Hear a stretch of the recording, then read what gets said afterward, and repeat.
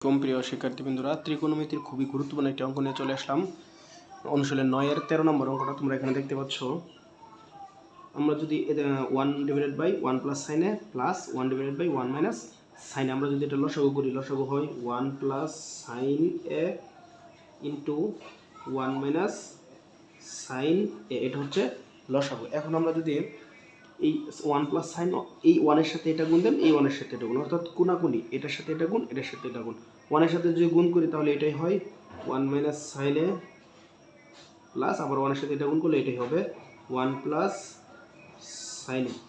আমরা দ্বিতীয় লাইনে যদি মাইনাসের সাইন প্লাসের সাইন কাটতে পারি তাহলে উপরে থাকে 1 আর 1 2, আর নিচে 1 প্লাস সাইন 1 মাইনাস সাইনের সূত্র পড়ে, অর্থাৎ a square minus b square, a square minus b square, এটা হচ্ছে আমাদের সূত্র।